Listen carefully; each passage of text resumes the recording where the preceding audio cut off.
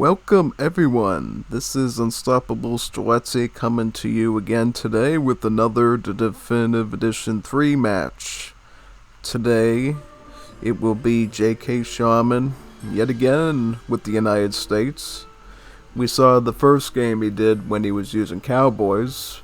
I'll be curious to see if he does that again or maybe try something a bit different this time. On the opposing side, we have Down to Buck with the Aztecs. Should be an interesting matchup. I'm looking forward to seeing what both players bring to the table. Let's get started, shall we? United States. United States has many different strategies around all the different state age-ups that they can acquire. You can usually go for some mercenary decks with around the Highlander. They obviously have really good plays around their special outlaws. They got some great economic booming builds that they can use with their Gatling guns, and they're really good infantry. It's really up to you and depends solely on how you like to play the civilization. On the opposing side, we got Down to Buck with the Aztecs. Aztecs, there's a couple of different ways we can do Aztecs. Obviously, they love their community plaza, gives them a lot of nice bonuses. Typically, what we see is either super aggressive play in Age 2, or over time I've seen some emergence of some fast fortress strategies with the Aztecs, built around their community plaza. In general, the more warrior priests they can get working on that plaza, the better off that they are, in general. I'm curious to see what sorts of decks they bring here. This could go many different ways. As the Aztecs, as you know, they don't have any cavalry or artillery. They just have infantry equivalents of those they have to rely on. Now, the United States. What deck is he going to go with? He can already send his shipment, it looks like. I'm watching closely here to see when the deck is going to arrive. What is the United States doing? Now, he did build a trading post here. He does have the advantage of having this trading post near him. He could optionally go for the mill one probably if he really wanted to, or he might just stick with this one here. Get him a little bit of extra XP. No deck yet from the United States. Oh, here we go. So it's Cowboys Reborn yet again. As you remember from last time, the principle of Cowboys Reborn is let's get as many coin trickles as we possibly can and spam those cowboys. Starting with capitalism, that's going to get him a good jump start into that.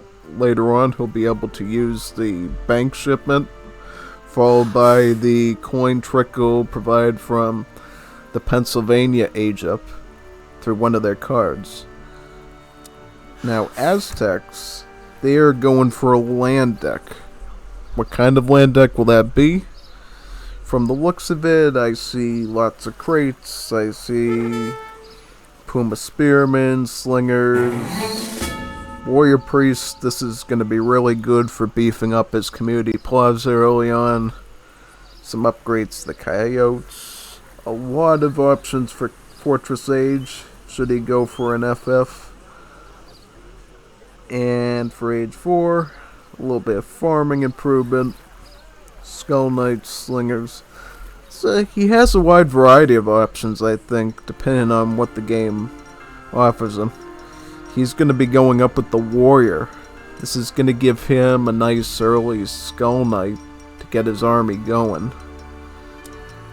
And Shaman, he's going up with Pennsylvania. It's actually my favorite Age 2 age-up, because I like the coin trickle when I go for the Highlander build. But as you see here, he's going for his cowboy build, so in that sense, you can use the Pennsylvania coin trickle for many different types of builds around mercenaries and outlaws. He can also send in some emergency sharpshooters or carbine cavalry in Age 2 should he need some more advanced options through the meeting house. Yes. He's decided to send a levy of some Minutemen now. probably to aid in some treasure collection. With the aid of these Minutemen, what he'll be able to do is use this Explorer as the meat shield. Whereas Minutemen provide some nice range support. What he does do here, though, which is quite interesting, is he did indeed find the forward war hut of the Aztecs. It seems like Aztecs are going for more of that aggressive style play that I was talking about, and boys, he have a bit of an issue here. He lost his entire element of surprise, and he's gonna have to put his war hut probably further back now. Now, this is gonna cause him a little bit of issues, because if you have your war hut further away from your opponent, obviously that gives your opponent more map control, more areas to defend, and a longer wait time to actually gain impactful damage on your enemy's economy and military. Those Skull Knights that he got from the Warrior are going to provide a bit of damage against these Minutemen. Now, question is, will this splash attack on the Skull Knights be enough to take out these initial batches of Minutemen? Not quite.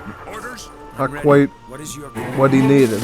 Yeah, it looks like he has about 5 Minutemen right now, just guarding this area near the lake. There's not a lot that the opponent can do right now. And here comes some more Arkansas Post trading posts. What he's probably going to do now is, if he can, get these 2 other trading posts and maybe one of these natives. That'd be really good for him. Just build out as far as you can on the map. And also what we see here is some gunslingers coming out on the US side. This is going to be a nice start of the Outlaws that he's hoping to use. Oh, wait a second here. It looks like he actually is going to lose a settler, though, to these Coyote Runners. Coyote Runners, you really need to be careful of these things. They can slip in and out, do some serious damage, and just leave. There's not a lot you can do if you're not watching your eco. Now, let's see if these Outlaws can, yeah, they're going to force them into a retreat. These Coyote Runners are not going to be able to do anything for right now. Maybe towards the town center. If he can magically warp his way over to these hunts and maybe catch them off guard, that would be a great option for him. Yeah, that's what you definitely want to do, right? Yep, exactly. That's what you want to do. And hopefully with the bit of snare and a bit of slicing and dicing, he's going to get some kills in there. Perfect. 2 settlers down. Good work. And he only lost about 2 of the coyotes in that situation. Very good for Aztecs. Looks like USA is going to basically be spamming the gunslingers out right now as a good anti-cavalry option against these light infantry. But the question is, what is the Aztecs going to do? Because they also have to consider the state militia that just got shipped in on the US side. He's just starting to get hunting dogs right now. And what options does he have? Oh, he's going for another war hut. Probably looking to fortify this mode of attack over here. He might want to take out maybe 1 or even both of these trading posts too to set his opponent back in XP and any potential resources he could get from that trade route over the long haul. He is also getting a chopping upgrade. He is shipping in 5 villagers. Definitely wants to keep up with his economy. His opponents could be getting a lot of coin trickles in, so he definitely wants to stay up in resources as much as possible. Anton and Slingers. Will this be enough, though?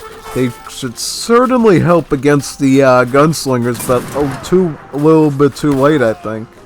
A little bit too late. Your opponent got there way before you were ready, and now you're gonna see these war huts get just demolished, it looks like. I mean, what would you do in this circumstance? I mean, I would be very concerned because this is my forward base, and if I'm gonna lose my forward base while I'm queuing up my army, what good is that forward base? Better off just building up back at home if you can't hold the front. And that's exactly looks like what happened here. He just started to get those Anton slingers way too late, and the gunslingers just took him out by surprise. Yeah, it doesn't matter, man. You can just keep training these slingers all you want, but if they're only coming out in like 5 here or 5 there, you're just a sitting duck for his cowboys to just shoot them to pieces. These coyotes are still hanging out down here, probably looking for an opportunity to do a little bit of damage if they possibly can. Any sort of attack here or there from the coyotes would really help out. Oop, had a bit of a cough there, sorry about that. Yeah, it looks like now he's starting to get enough numbers on the Anton and slingers to start pushing back on these gunslingers. If he can micromanage this perfectly, maybe he can come out of this unscathed, but I'm not quite sure. One more thing that I see here that Aztecs doing pretty smart is shipping in the warrior priests. If he does want to work out of one more hut now, he is going to be able to take advantage of these warrior priests on the community plaza, buffing up the training speed potentially. And if he doesn't need the training speed, he could certainly use it to improve his XP trickle as well, which he currently has right now. Currently on the XP dance at the plaza. Coyote runners down here, trying to do a bit of a distraction and buy him a bit of time. Not really doing much damage. Oh, it looks like he might actually get away with one of them and add him to his main army. That's good. Now with about 11 Antonins and what's that, 4 coyotes. He's probably going to be looking to do a cav and skirmisher combination for the Aztecs. Should be able to deal with gunslingers as well as militia if he has the right comps of them and he's able to draw out the militia easily. But we'll see. We should also check in with the USC to see what... See, they're already going up to Tennessee, which means we are going to see potentially some deadlier units from the USA. Yeah, he could pretty much ship in 3 Gatling guns no problem once he reaches that fortress age. That could pose a serious issue to the Aztecs. Remember, Aztecs do not get artillery. The really best shot of dealing with serious artillery like that is getting arrow knights in the fortress age themselves, and from the looks of it, yeah, this Aztec is not getting to the fortress age anytime soon. So if those Gatling guns come out and start spraying his slingers, I think we have a GG on our hands.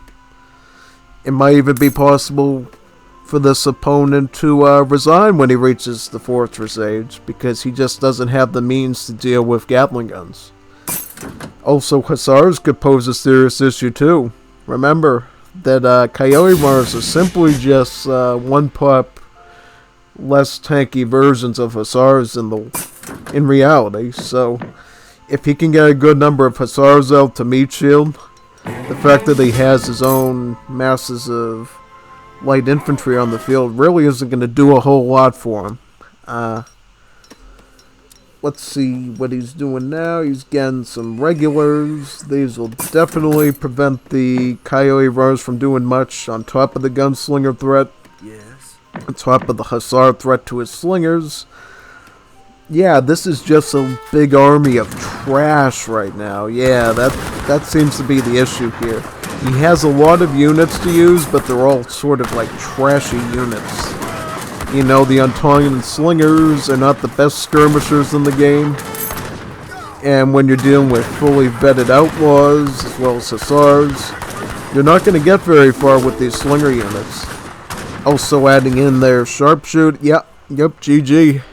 That's sort of what I expected, though. I sort of expected the Aztecs, due to having to shell out so many resources throughout the match, just slowly crumbling down when the USA inevitably would reach fortress age with all those coin trickles as well as their pretty unscathed economy. Now, they did take a couple of losses early on due to some coyote raiding, but it really wasn't anything serious that would have dampened them from reaching another age. I mean, beyond those initial coyote raids, I would say USA was generally in a great spot with its macro, great shape, keeping the Aztecs in check, constantly moving where his war huts were and holding them back.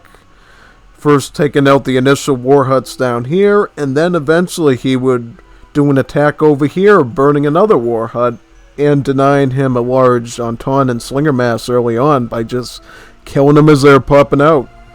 Sometimes you don't have to take out the building. Sometimes a good way to get ahead is just killing their units instantly when they come out, because it just wastes and burns through their resources that they could be using to gain a bigger army.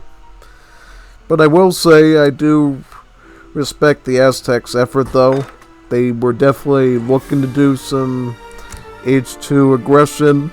Now, one thing I would say, though, for the Aztecs is, I know a lot of Aztec players that I've played against. One tool that's really helpful as the Aztecs is their native support cards. Great thing about the Aztec native support cards is that you can send them twice. And they have some pretty good options too. The Zapotecs and the Mayan Javelineers.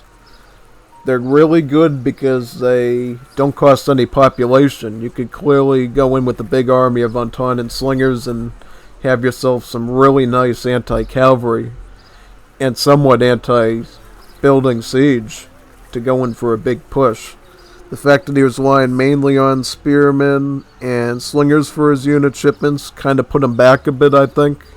If he was able to macro his way towards one of the native support cards with his regular army, I think maybe he could have taken out more of these outlaws in time and maybe made him make the opponent rethink their strategy a bit. Anyways, GG for both sides. Definitely enjoyed this match. Looking forward to seeing more cowboy plays from GKShaman in the future. From what we've seen, it's a very solid strategy to go with the USA, and it has a lot of good results. See you next time. Hope to cover more Definitive Edition 3 games going forward. This has certainly been fun to do. Signing out now.